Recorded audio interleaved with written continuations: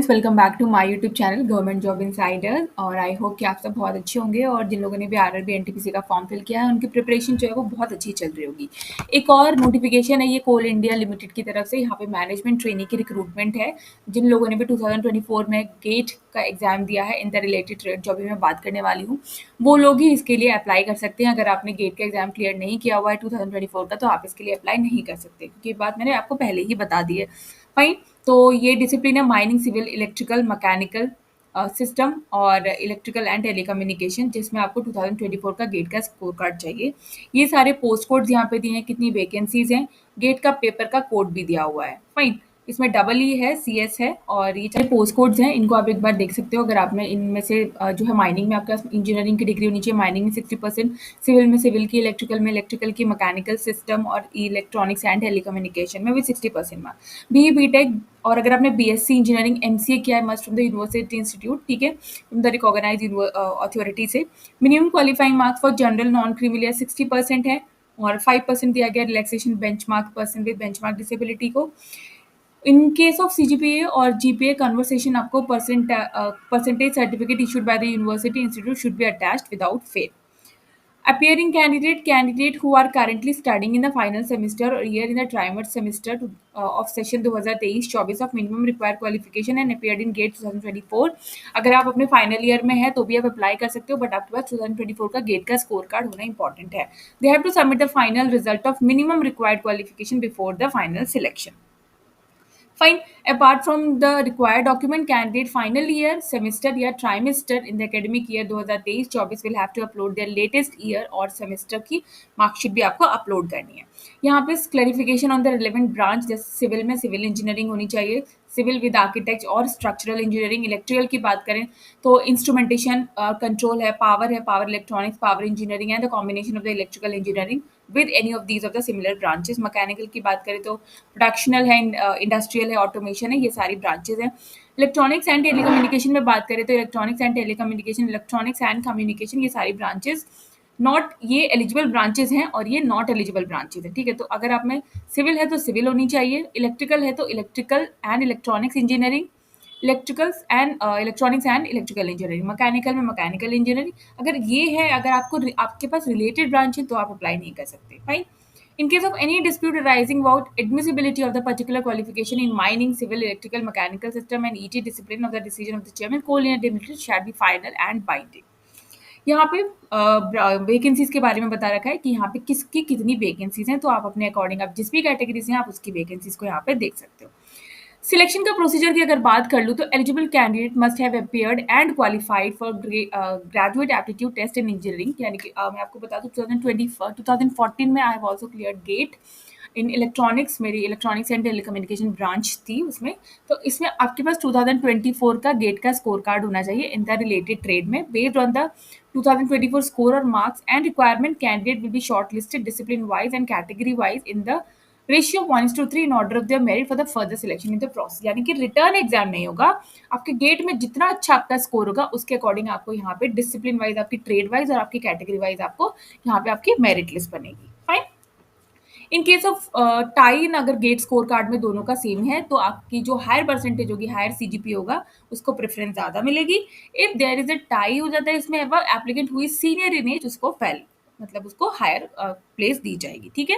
Final merit list will be prepared in each for each discipline on the basis of GATE 2024 marks. जितने अच्छी percentile आपने 2024 के gate के score card में आपने स्कोर की होगी, उसके बेसिस पे ही यहाँ पे आपका सिलेक्शन होगा। Gate score or marks of 2024 will only be valid and the scores prior to or after 2024 is not valid। यानी कि अगर आप सोचो कि आप 2023 का स्कोर कार्ड लगा लो तो ये पॉसिबल नहीं है, ठीक है। आपको 2024 का ही गेट का स्कोर कार्ड यहाँ पे लगाना है। उसके बाद final list of selected candidate against the vacancies will be uploaded, यहाँ पे उनकी वेबसाइट पे अपलोड हो जाएगी।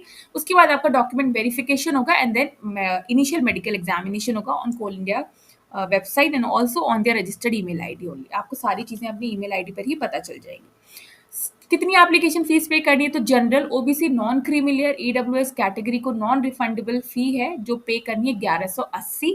SC ST PWD candidate of employ of the Coal India, उनको पेमेंट यहाँ पे नहीं पे करनी है। Fine. Application fee will be paid through, सब कुछ ऑनलाइन आपको पे करना है। अपर एज लिमिट 30 ईयर्स है। एज की जो लास्ट कट ऑफ है वो 30 सितंबर तक आपको अपनी एज यहाँ पे काउंट करनी है। एज यहाँ पे SC/ST को 5 इयर्स रिलैक्सेशन है, OBC को 3 years and person with benchmark disability general 10 years, OBC non creamy layer 13, SC/ST 15। Fine. यहाँ पे रिजर्वेशन के बारे में दिया हुआ है कि किसको कितना रिजर्वेशन है। SC/ST और जो है उनको रिजर्वेशन दिया जाता है, तो उनको रिजर्वेशन के बेनिफिट्स यहाँ पे दिए गए। उसके बाद सिलेक्टेड कैंडिडेट आपको एज ए मैनेजमेंट ट्रेनी यहाँ पे E2 ग्रेड दिया जाएगा, जिसमें आपकी पे जो है 50,000 से लेकर 1,60,000 एट द इनिशियल बेसिक जो रहेगी 50,000 पर मंथ रहेगी during the training period and after successful and the satisfactory completion of the 1 year training. ठीक है। And passing the test conducted for the purpose regularisation of E3 grade आपको 60,000 से लेकर 1,80,000, जिसमें आपकी इनिशियल 60,000 रहेगी with provision of 1 year if not extended. सारी basics पे कैंडिडेट को सारे DNS अलाउंस, HRA, सारी जितनी फैसिलिटीज होती है वो सारी आपको यहाँ पे दी जाएगी।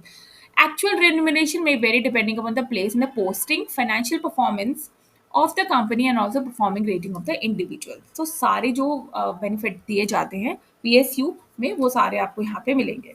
कैंडिडेट में be posted anywhere in the subsidy, जहाँ पे कोल इंडिया की जो कंपनी है, जहाँ जहाँ पे कोल इंडिया की सब्सिडरी है वहाँ वहाँ पे आपको भेजा जा सकता है। Only candidate willing to serve anywhere India need to apply. अगर आप कहीं भी जाकर इसमें जॉब मतलब कर सकते हैं तो ही आप इसके लिए अप्लाई करें। फाइन। उसके बाद आपको 3 लाख रुपए का यहाँ पे बॉन्ड भी फिल करना होगा। अपॉइंटेड कैंडिडेट को मिनिमम पीरियड सर्व करना होगा 60 मंथ का from the date of joining. ठीक है। इसमें आपको 3 लाख का बॉन्ड भी सबमिट करना होगा at the time of joining. A deduction of ₹5,000 per month from the salary will down towards this bond which will be refunded without interest after successful completion of 60 months of service। यानी कि 3 लाख का जो bond है वो आपके monthly salary में से ही जो है कट होता जाएगा और 60 मंथ्स के बाद वो आपको रिफंड कर दिया जाएगा अगर आप इस बीच में अपनी ट्रेनिंग को छोड़ते नहीं हो और पूरा कंटिन्यू करते हो तो। फाइन। उसके बाद ये मेडिकल एग्जामिनेशन है। फाइन। और यहाँ पे क्या क्या आपको डॉक्यूमेंट लगेंगे। Digital scan copy of 3 passport size colour photograph लगाना है, 3 वीक से ज़्यादा पुराना नहीं होना चाहिए, JPG में होना चाहिए, सिग्नेचर ब्लैक इंक पेन से करना है। Fine. Scan copies of the document as matriculation की, marksheet of graduation, post graduation, final year की, प्रोविजनल की डिग्री हो या फिर certificate of graduation and post graduation apart from the candidate of final year और सेमेस्टर और trimester of the year 2023-24 will have to upload self attested copy of the latest year की marksheets लगानी है। उसके बाद certificates PWD OBC candidate economically weaker section से हैं तो उनको भी अपना इनकम एंड एसेट सर्टिफिकेट लगाना है।